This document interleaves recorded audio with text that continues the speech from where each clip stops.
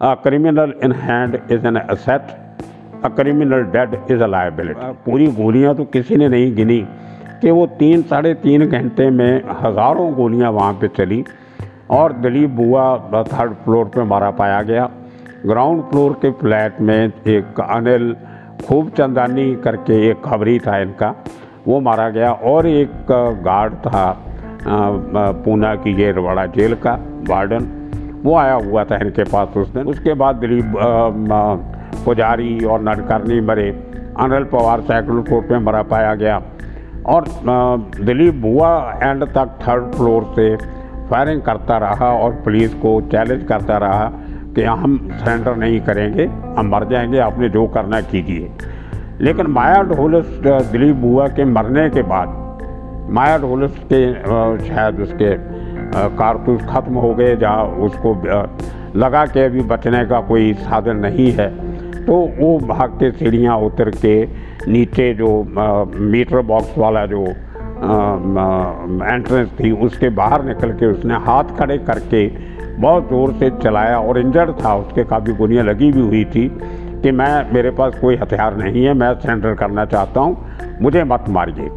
लेकिन वो उसके कहते भी एक खान के स्क्वाड ने और ऊपर जो SRP के छत पे बैठे थे उन्होंने गोलियां चलाई और पोस्टमार्टम से मालूम पड़ा कि 112-13 गोलियां उसके जिस्म में लगी हुई थी।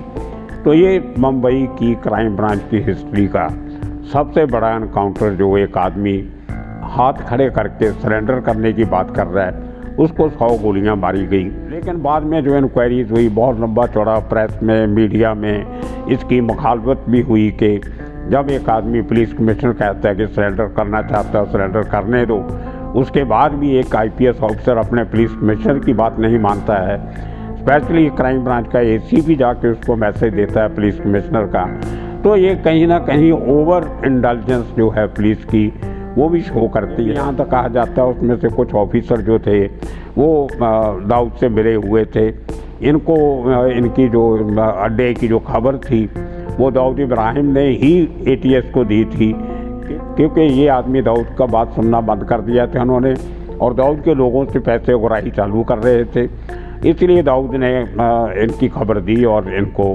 पुलिस एनकाउंटर से इनको अरेंज करवा के इनको मरवाया। ये एलिगेशन उस टाइम पे लगी।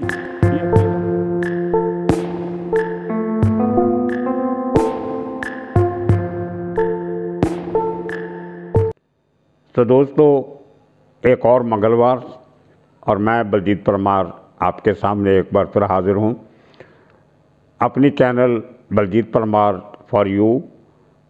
खुशी की बात यह है कि आपके बहुत अच्छी रिस्पॉन्स से हमें आगे काम करने का हौसला मिल रहा है। पिछले कुछ दिनों से बहुत सारे सुनने वालों के, देखने वालों के मैसेजेस आ रहे थे, टेलीफोन मैसेज भी आ रहे थे, व्हाट्सएप पे भी रिक्वेस्ट आई है बहुत लोगों की कि आज के इस मुंबई के अंडरवर्ल्ड की सेगमेंट में आपके सामने जो उस समय का सबसे बड़ा एनकाउंटर हुआ था, जिसको हम माया ढोलस एनकाउंटर के नाम से जानते हैं और जिसके ऊपर एक फिल्म भी बनी थी, शूट आउट एट लोखंडवाला। तो लोखंडवाला उसको इसलिए बोलते हैं कि वो शूट आउट जो है वो लोखंडवाला एरिया में हुआ था और क्रिमिनल इन्वॉल्व जो था वो माया ढोलस और उसके 6 और साथी जो उस एनकाउंटर में मार कराए गए थे। लेकिन इसके पहले कि मैं आपको वो कहानी सुनाऊं, उसकी थोड़ी सी बैकग्राउंड आपको बता देनी ज़रूरी है, क्योंकि इतना बड़ा एनकाउंटर अगर हुआ है तो उसके पीछे की बात, कहानी, किस्सा भी बड़ा होगा। 1985 से 1995 तक का जो 10 साल मुंबई के अंडरवर्ल्ड के हिस्ट्री में बहुत बड़े गंभीर रूप से घातक किस्म के, जिनको हम अंग्रेज़ी में द किलर ईयर्स बोलते हैं, ये वो समय था जिसमें बहुत सारे एनकाउंटर हुए, बम ब्लास्ट भी हुए, बाबरी मस्जिद का गिराए जाने का किस्सा भी हुआ और उससे रिजल्टेंट जो रॉयट्स हुए, दंगे हुए, दंगों के बाद छोटा राजन का, दाऊद का अलग अलग होना हुआ, फिर दोनों की गैंग रिवैलरी में एक दूसरे के लोग मरने शुरू हुए, मुस्लिम डॉन हिंदू डॉन का माहौल चला। तो ये वो दिन थे जब अंडरवर्ल्ड के लोगों ने मुंबई पुलिस का जीना मुश्किल कर रखा था एक हिसाब से। और काफ़ी उसी समय पे मुंबई में कुछ जो टेररिस्ट एलिमेंट्स थे वो भी काफ़ी सरगर्म थे। तो एक वहाँ पे इस हालात को टैकल करने के लिए एक काफ़ी पुलिस को मशक्क़त करनी पड़ रही थी। तो काफ़ी सारे एनकाउंटर स्पेशलिस्ट के जो स्पेशल स्क्वाड बनाए गए थे, उनमें से एक जो था वो बांद्रा एरिया से ऑपरेट करता था, जहाँ पे ए खान जो थे वो एडिशनल कमिश्नर थे। एक मेरी पहली वीडियो में मैंने आपको कुछ किस्सा सुनाया था ए खान और रजत शर्मा का कि वो कैसे ऑपरेट करते थे, और मैंने कुछ अपने पर्सनल एक्सपीरियंसेस भी शेयर किए थे। खैर, वो दौर था जब फिरौती जिसको हम बोलते हैं, किडनैप करके पैसे लेने या एक्सटॉर्शन करनी, बिल्डर्स को ज़बरदस्ती बुला के अपने अड्डों पे बैठा के उनके घर वालों से या उनके एसोसिएट से पैसे उगाही करनी, ये उस दौर का ये वो दौर था 85 से 95 तक, जब मुंबई में कंस्ट्रक्शन इंडस्ट्री जो थी वो अपने बहुत ऊंचाई तक थी, बहुत काम हो रहा था। और ख़ास तौर पे जो लोखंड वाला एरिया जहाँ पे जो एनकाउंटर हुआ, उस एरिया में और बांद्रा में एक बहुत बड़ी बूम फिल्म कंस्ट्रक्शन इंडस्ट्री में देखी जाने लगी। और ये ऐसी इंडस्ट्री थी जहाँ पे 60% पैसा जो है वो ब्लैक का लगता था, ब्लैक मनी का लगता था, अनअकाउंटेड मनी इस इंडस्ट्री में लगती थी। और जहाँ पे ब्लैक मनी होगी वहाँ पे उसको लूटने वाले, एक्सटॉर्ट करने वाले नॉर्मली पैदा हो ही जाते हैं।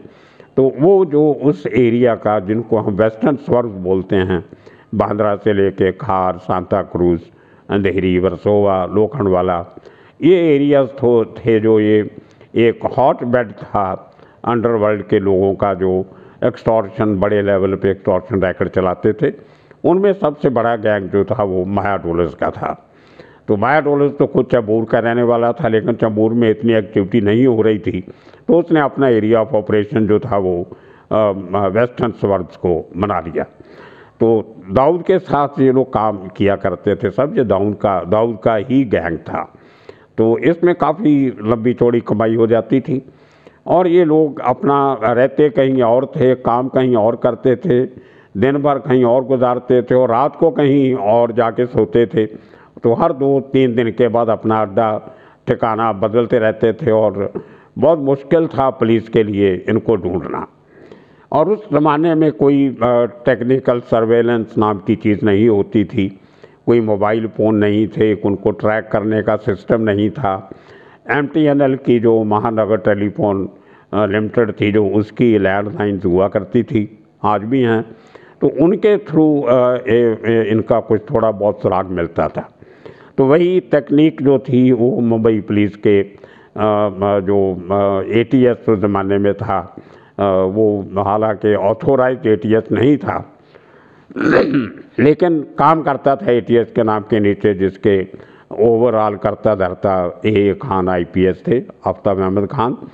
तो इन लोगों ने जो बहुत सारे बिल्डर्स ने उस एरिया के कंप्लेंट किया, क्योंकि जो ज्यूरिसडिक्स बनती थी वो बांद्रा पुलिस स्टेशन की बनती थी, उसके नीचे सब एरिया आते थे। जो बांद्रा जो एडिशनल CP बैठता था उसके नीचे, तो A खान ओवरऑल इंचार्ज थे, उनके साथ इंस्पेक्टर कवि, इंस्पेक्टर डिसाल, ये सब लोग काफ़ी डेयरिंग किस्म के ऑफिसर उनके स्क्वाड में थे। तो जैसे कोई 10-12 बिल्डर्स की कंप्लेंट आई कि हमसे दाऊद के गैंग वाले हमसे पैसा मांग रहे हैं, दाऊद इब्राहिम D कंपनी की तरफ से, तो काफ़ी हमारा नाक में दम किया हुआ, तो इनको हमारी जान बचाइए। तो पुलिस ने उस टाइम पे सिस्टम क्या होता था आपको बता दूं, जो आपको ना तो जो फिल्म बनी उसमें कोई बताएगा, ना किसी ने लिखा है आज तक। तो पुलिस वाले क्या करते थे, जिस आदमी को कंप्लेंट आती थी उसका जो टेलीफोन एक्सचेंज उसके एरिया का होता था नज़दीक, वहाँ पे जाके एक्सचेंज में बैठते थे। तभी रिकॉर्डिंग सिस्टम भी नहीं था, आप टेलीफोन से कन्वर्सेशन रिकॉर्ड नहीं कर सकते थे। तो उस आदमी की उसका जो भी नंबर होता था कंप्लेनेंट का, उसका टेलीफोन नंबर की एक पैरेलल लाइन लेके एक दूसरे कमरे में पुलिस वाले बेचारे बैठते थे, जाके सब इंस्पेक्टर, तो वो कागज़ पेन लेके बैठते थे साथ में। जो कन्वर्सेशन होती थी दोनों के बीच में, वो पैरेलल लाइट से सुन के साथ में नोट्स लिया करते थे, क्या क्या बात हुई है। वो नोट्स में से फिर वो बैठ के डिस्कस करके हिंट निकालते थे कि ये आदमी जो फ़ोन कर रहा है, इसकी आवाज़ उससे मिलती है, ये आदमी हो सकता है और ये उस एरिया का रहने वाला है। तो काफ़ी स्टडी पुलिस वाले करते थे। तो उसके बाद एक और सिस्टम था जो आम लोगों को मालूम नहीं था, वो खाली एक्सचेंज वालों को ही मालूम था, टेलीफोन एक्सचेंज वालों को। वो ये था कि अगर आपको जो जिस आदमी ने कॉल किया है उसका नंबर तो आता नहीं था कि वो आदमी किसने किया, कॉलर आइडेंटिटी नहीं होती थी उस समय पे। तो एक सिस्टम था जो टेलीफोन एक्सचेंज ने ईजाद किया था कि जैसे ही आपकी कन्वर्सेशन ख़त्म होती थी तो उसके बाद जो कंप्लेनेंट है वो अपने फ़ोन से 2 बार उसका उसकी जो नॉब होती है टेलीफोन की, जहाँ से टेलीफोन बंद होता है, उसको 2 बार दबाओ तो वो मालूम पड़ जाता था एक्सचेंज को कि ये फ़ोन कहाँ से आया है। लेकिन वो इमीडिएटली दबाना पड़ता था। जैसे ही आपकी बात ख़त्म हुई उसके साथ ही 2 बार उसको टिक टिक करके दबाना पड़ता था और वो एक्सचेंज में उसको जो इंजीनियर होते थे एक्सचेंज के, उनको मालूम पड़ जाता था कि लास्ट कॉल जो आई थी वो किस नंबर से आई थी। तो वहाँ से वो कॉल ट्रेस होती थी। लेकिन वो ट्रेस होने के बाद भी वो नंबर से उसका एड्रेस ढूंढा जाता था। बाय द टाइम वो जो एड्रेस था उसको ढूंढते ढूंढते पुलिस पहुंचती थी उस एड्रेस पे, तो वो आदमी वहाँ से गुल हो जाते थे। तो क्रिमिनल तो आपको मालूम है हमेशा ही 2 कदम आगे चलते हैं पुलिस से। तो बहुत बार तो वो पब्लिक फ़ोन से पीसीओ से कॉल कर देते थे, तो पुलिस को ढूंढना मुश्किल हो जाता था। जहाँ किसी को दुकान पे गए शॉपिंग करने, वहाँ से बोल रहा जी एक फ़ोन कर लूँ, उसको 2 रुपये दे के फ़ोन कर लिया, तो फ़ोन पे धमकी कहीं से दिया, चले कहीं और जाते थे। तो ये काफ़ी समस्या पुलिस के लिए बनी हुई थी। खैर आखिर जो एक बांद्रा के बिल्डर थे, वो पंजाबी थे, मैं नाम नहीं लूँगा, उनकी परिवार का, दूसरों का प्राइवेसी का मतलब होता है, तो उनको बार बार फ़ोन आ रहे थे माया ढोलस के। वो आवाज़ पुलिस ने जो है वो रिकग्नाइज़ कर ली थी कि जो माया ढोलस की आवाज़ है, और कभी वही उसी किस्म की धमकियाँ दिलीप बुआ दिया करता था। तो कभी कोई उनका अनिल पवार एक आदमी था वो दिया करता था, कभी नाडकर्णी इनका एक और साथी था वो, और एक पुजारी था राजू पुजारी। तो ये 5-6 लोग हमेशा कॉल करके उस बिल्डर को काफ़ी डरा धमका रहे थे। जब उसने देखा बिल्डर ने कि पुलिस को कोई ख़ास सुराग नहीं मिल रहा है, तो उसने डायरेक्टली अपने सोर्सेज के थ्रू उसने दाऊद इब्राहिम को अप्रोच किया कि भाई ये लोग मेरे पीछे लगे और पुलिस भी इनको कुछ पकड़ने में नहीं है, तो आपको जो चाहिए मैं देने को तैयार हूँ, पहले भी दिया है मैंने, लेकिन इनको इनसे मेरी जान बचाइए, मेरा पीछा छुड़वाइए, इनसे बहुत दिन रात फ़ोन करके मुझे तंग किया हुआ है। तो दाऊद के साथ कोई उसका सौदा हो गया, समझौता हो गया। तो उसके बाद दाऊद ने फ़ोन किया अपने तरीके से माया ढोलस को कि वो आदमी जो बिल्डर है बांद्रा वाला, उसको आगे से फ़ोन नहीं करना, उससे मेरी डायरेक्ट बात हो गई है और इसलिए उसको कोई आगे तक नहीं किया जाए। माया ढोलस को ये बात अच्छी नहीं लगी। उसके पहले भी 3-4 ऐसे केसेस में हुआ जहाँ पे कुछ बिल्डर जो थे या दूसरे बड़े आदमी जो 2 नंबर के काम करते थे, उसमें कुछ डायमंड के व्यापारी भी थे, वो डायरेक्ट दुबई तक पहुंच गए, डी कंपनी तक, और माया ढोलस को पैसा नहीं मिला था। तो जैसे कहते हैं कि ये बांद्रा वाले बिल्डर का किस्सा द लास्ट स्ट्रा, तो ये एक आखिरी चोट थी माया ढोलस के धंधे को। काफ़ी लंबा चौड़ा पैसा उसको मिलना था, जो दाऊद के फ़ोन आने से उसको लगा कि अब नहीं मिलेगा। बहुत मेहनत की थी उन्होंने, उनके ज़माने में उनके कहने के मुताबिक कि हम 3 महीने से मेहनत कर रहे थे उससे पैसा निकालने की, और दाऊद ने एक फ़ोन करके हमारा सारा सत्यानाश कर दिया हमारे धंधे का। तो माया ढोलस ने अपने दोस्तों के साथ फैसला किया कि अब इस बिल्डर को नहीं छोड़ेंगे, और इसके पहले भी जो लोग दाऊद के पास गए थे हम उनसे भी पैसा लेंगे और हम अभी दाऊद की भी नहीं सुनेंगे। तो उन्होंने अपने आप को एक तरीके से दाऊद से अलग कर दिया। और वो समय ऐसा था जब आप दाऊद से या दूसरे किसी गैंग से छोड़ के अलग होते हो तो आपको सबसे पहली प्रोटेक्शन जो है वो पुलिस से लेनी पड़ती है।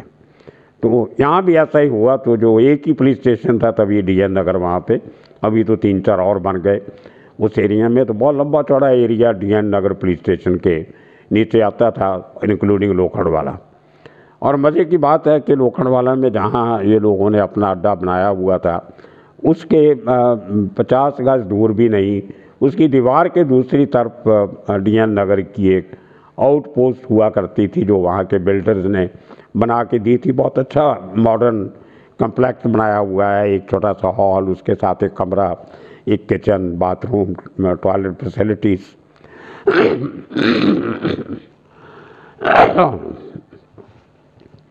तो वो बिल्डर्स ने ही अपनी तरफ से पैसा खर्च करके ये पुलिस वालों को एक स्ट्रक्चर बना के दिया। तो कहना ये है कि उन्हीं में से कुछ पुलिस वालों ने माया ढोलस और इसके 5-6 साथियों को प्रोटेक्शन दिया कि आप हमारे एरिया में रहो, आपके ऊपर कोई दूसरा गैंग वाला अटैक नहीं करेगा। उनको शायद ये मालूम नहीं था कि ATS के जो जासूस हैं वो अपने तरीके से काम कर रहे हैं और कहीं ना कहीं वो इनको एक ना एक दिन आके पकड़ लेंगे। और हुआ भी वही। तो फ़ोन को ट्रेस करते करते करते करते आखिर ATS वालों को ये मालूम पड़ा कि सवाती अपार्टमेंट्स जो उस पुलिस चौकी के बैक साइड में था उसमें एक 3rd फ्लोर का एक फ्लैट जो है उसमें ये टेलीफोन उस फ्लैट में जो आदमी है उसके नाम पे है। तो उस बिल्डिंग में वो लोअर मिडिल क्लास के लिए बिल्डिंग बनी हुई है। कोई वहाँ पे कोई बड़े अमीर लोग नहीं थे, छोटा सा कंपाउंड था उस अपार्टमेंट के चारों तरफ ब्लॉक के। और 3rd फ्लोर पे जिस घर का नंबर ट्रेस्ड हुआ, जब पुलिस वालों ने अपने तरीके से वहाँ जानकारी लेने की कोशिश की तो मालूम पड़ा वो फ्लैट तो कई महीनों से बंद पड़ा है। बड़े परेशान हुए पुलिस वाले कि एक बंद फ्लैट है जिसमें कोई रहता नहीं है। सब सोसाइटी वालों ने बताया कि यहाँ पिछले बहुत महीनों से कोई नहीं रहता है और ना हमने कभी इस फ्लैट की कभी टेलीफोन की घंटी बजती सुनी है। तो वो उसकी जो वायरिंग थी वो टेलीफोन वालों को बुला के जब पुलिस वालों ने चेक किया तो उसकी जो लाइन थी एक टेलीफोन का कनेक्शन वो उसी बिल्डिंग के ग्राउंड फ्लोर के एक फ्लैट में लिया हुआ था। तो ये पहली बार पुलिस को सामने आया कि टेलीफोन के जो लाइनमैन होते हैं उस एरिए के लोकल, वो भी अंडरवर्ल्ड के साथ मिलके पैसे लेके उनसे उनकी हेल्प किया करते थे। बाद में हुआ एक उनमें से 2 आदमी सस्पेंड किए, डिसमिस कर दिए थे डिपार्टमेंट ने। खैर, तो जब ग्राउंड फ्लोर पे ये कंफर्म हो गया कि ये टेलीफोन का कनेक्शन असल में ग्राउंड फ्लोर वाले फ्लैट से ऑपरेट किया जा रहा है तो पुलिस ने अपनी निगरानी बढ़ाई। तो देखा कि कई दिन वहाँ भी कोई नहीं आता था। वो ग्राउंड फ्लोर का फ्लैट था, उसकी 2 एंट्रेंस थी। एक तो जो मेन एंट्रेंस होती है जहाँ पे सीढ़ियाँ ऊपर चढ़ती हैं और टेलीफोन अपना इलेक्ट्रिक मीटर का ब्लॉक लगा होता है, बॉक्स लगा होता है। तो एक उसकी बैक साइड में ग्राउंड फ्लोर था तो एक दरवाज़ा उसका उस पीछे बनाया हुआ था उन्होंने। तो वो जो पीछे वाला दरवाज़ा था वो गेट से सीधा गाड़ी आती थी, गाड़ी में उतरो और दरवाज़ा खोल के अंदर चले जाओ। तो ये गैंगस्टर्स को एक अनोनिमिटी मिलती थी।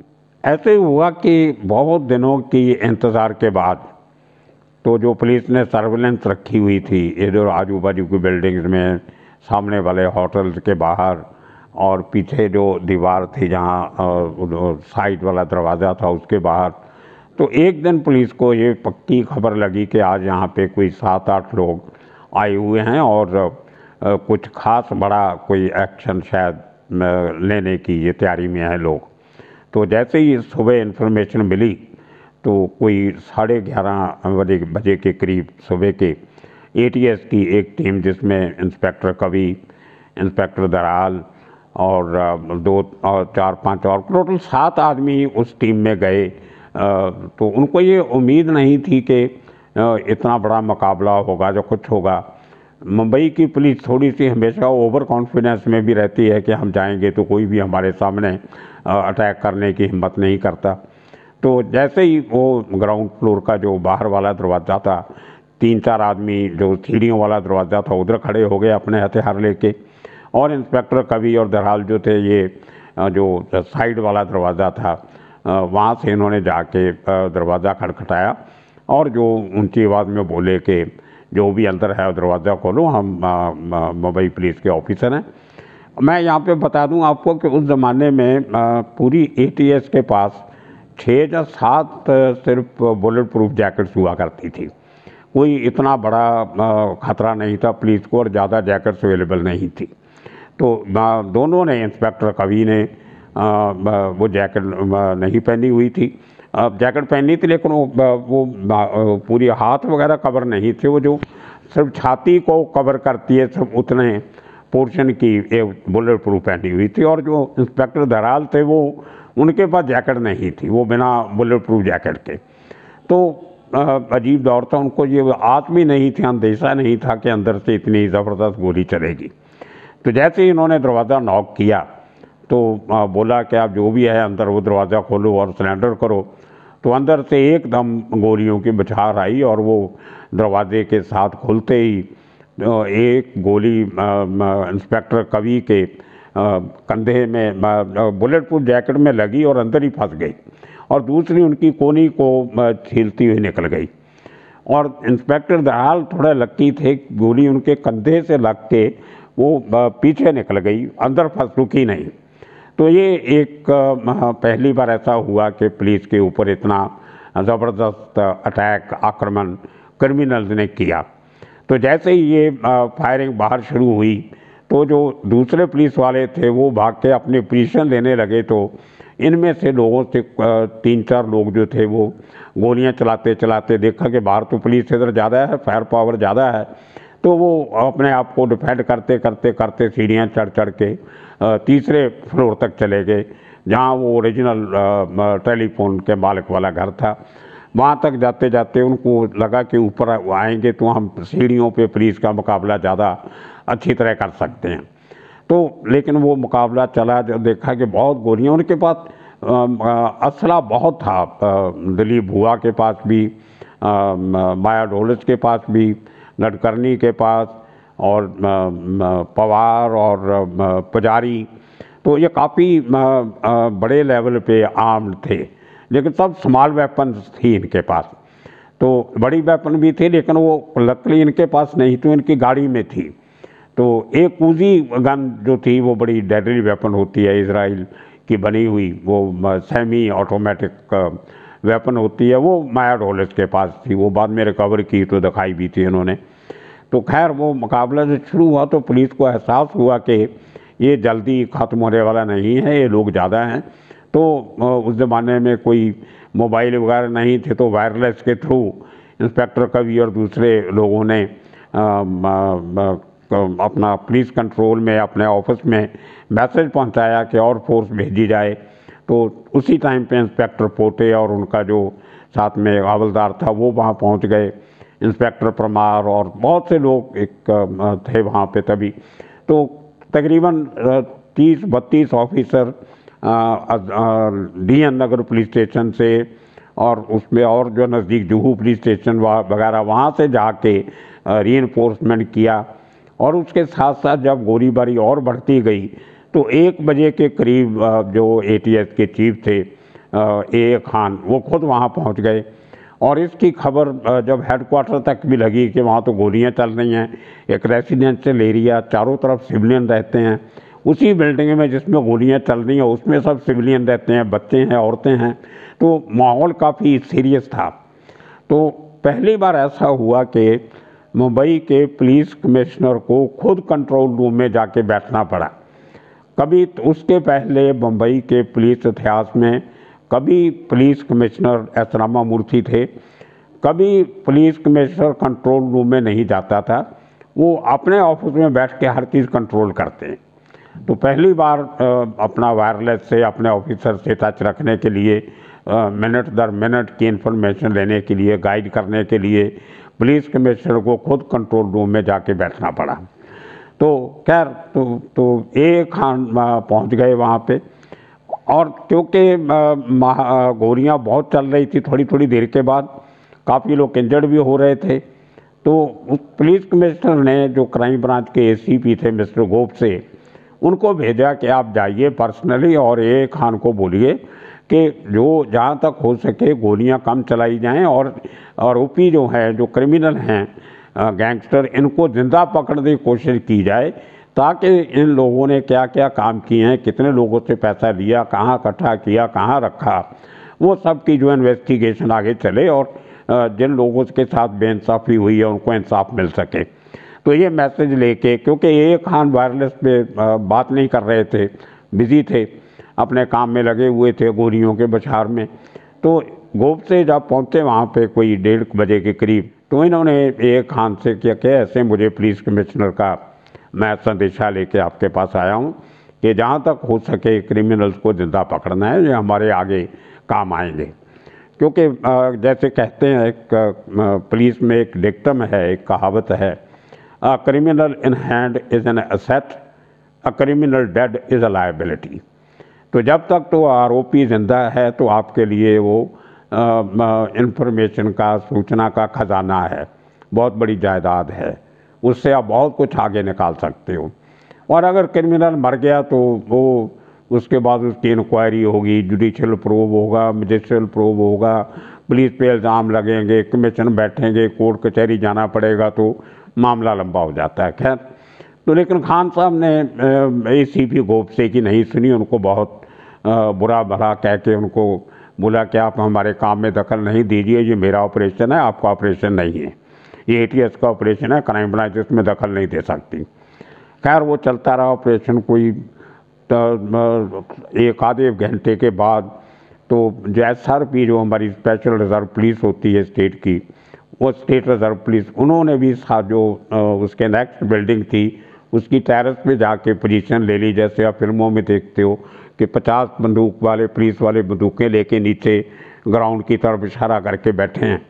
तो इस बिल्डिंग में तो जाने का ऊपर मतलब नहीं था, क्योंकि सीढ़ियों में ये क्रिमिनल सब बैठे थे, तो अपनी जगह बना के पोजीशन लेके।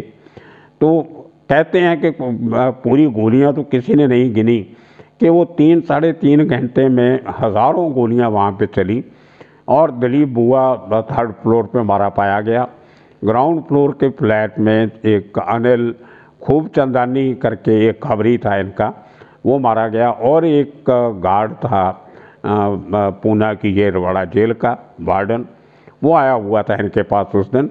और उसके बाद में पुलिस को मालूम पड़ा कि वो वार्डन वो था जो इनकी जो चीज़ें थी, इनके जो गैंगस्टर येरवाड़ा जेल में दाऊद गैंग के थे, उनको पैसा टका पहुंचाना, उनको खाने पीने की चीज़ें देना, उनको आराम के मुहैया करवाना।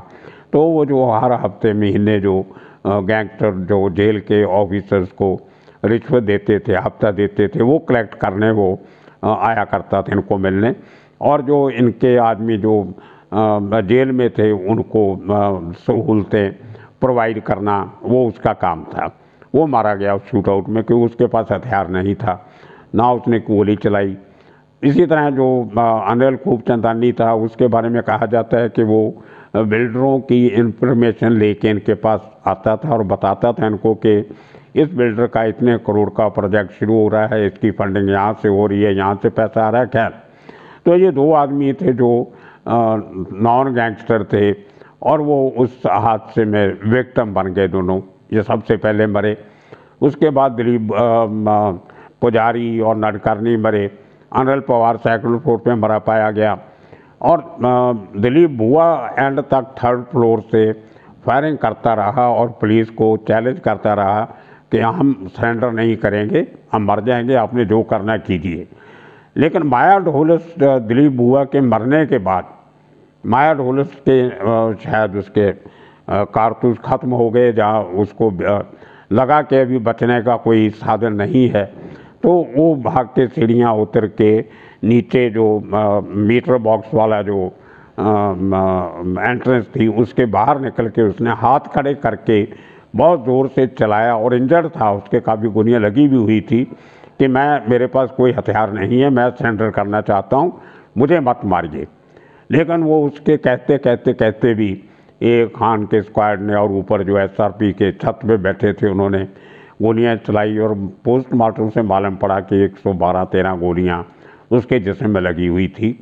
तो ये मुंबई की क्राइम ब्रांच की हिस्ट्री का सबसे बड़ा एनकाउंटर, जो एक आदमी हाथ खड़े करके सरेंडर करने की बात कर रहा है, उसको 100 गोलियां मारी गई। वो पुलिस का अपना गुस्सा था कि इन्होंने हमारे ऊपर गोली चलाई, हम इनको नहीं छोड़ेंगे। लेकिन बाद में जो इंक्वायरीज हुई, बहुत लंबा चौड़ा प्रेस में, मीडिया में इसकी मुखालफत भी हुई कि जब एक आदमी पुलिस कमिश्नर कहता है कि सरेंडर करना चाहता है, सरेंडर करने दो, उसके बाद भी एक IPS ऑफिसर अपने पुलिस कमिश्नर की बात नहीं मानता है, स्पेशली क्राइम ब्रांच का ACP जाके उसको मैसेज देता है पुलिस कमिश्नर का, तो ये कहीं ना कहीं ओवर इंडल्जेंस जो है पुलिस की वो भी शो करती है। और मालूम ये भी यहाँ तक कहा जाता है उसमें से कुछ ऑफिसर जो थे वो दाऊद से मिले हुए थे। इनको इनकी जो अड्डे की जो खबर थी वो दाऊद इब्राहिम ने ही ATS को दी थी, क्योंकि ये आदमी दाऊद का बात सुनना बंद कर दिया था उन्होंने, और दाऊद के लोगों से पैसे उगाही चालू कर रहे थे। इसलिए दाऊद ने इनकी खबर दी और इनको पुलिस एनकाउंटर से इनको अरेंज करवा के इनको मरवाया। ये एलिगेशन उस टाइम पे लगी। ये अकेला ऐसा केस नहीं है जहाँ पुलिस पे एलिगेशन लगती आई है। बहुत से केसेस ऐसे हुए हैं कि जहाँ गैंगस्टर एक दूसरे को नहीं मार सकते थे वो एनकाउंटर स्पेशलिस्ट का या पुलिस का सहारा लेके उनसे उनके थ्रू अपने, और जो उनके प्रतिद्वंदी होते थे, उनके दुश्मन होते थे, उनको मरवाते थे। तो ये किस्सा जो है ये मुंबई पुलिस की हिस्ट्री में सबसे बड़ा एनकाउंटर गिना जाता है, जिसमें जब शाम के 4:30 बजे गोलियां रुकी तो बाहर निकाला गया तो 7 लाशें वहाँ से बुलेट रिडन वो निकाली गई। ये लोखंडवाला का किस्सा हमेशा मुंबई पुलिस की हिस्ट्री में दर्ज रहेगा। और आपको भी हो सकता है ये किस्सा कहानी पसंद आई होगी। कैसे लगी आपको ये हमारे आप सजेशन बॉक्स में ज़रूर डालिएगा, अपनी राय हमें दीजिए ताकि आने वाले प्रोग्राम में हम आपकी राय के मुताबिक अपनी स्टोरीज़ को सेलेक्ट कर सकें, कौन सा कहानी किस्सा पहले बतानी है, कौन सी बाद में। और इसी के साथ आपको फिर एक बार आपको विनती है कि आप इस चैनल को सब्सक्राइब ज़रूर कीजिए, बलजीत परमार फॉर यू, इसको देखते रहिए। और आपके जो कमेंट्स हैं, आपकी जो सलाह है, उसकी हमें उम्मीद रहेगी। तो आज मंगलवार के दिन इतना ही काफ़ी। आपसे फिर मिलेंगे आने वाले मंगलवार को मुंबई के अंडरवर्ल्ड का एक और किस्सा लेके। शुक्रिया, धन्यवाद।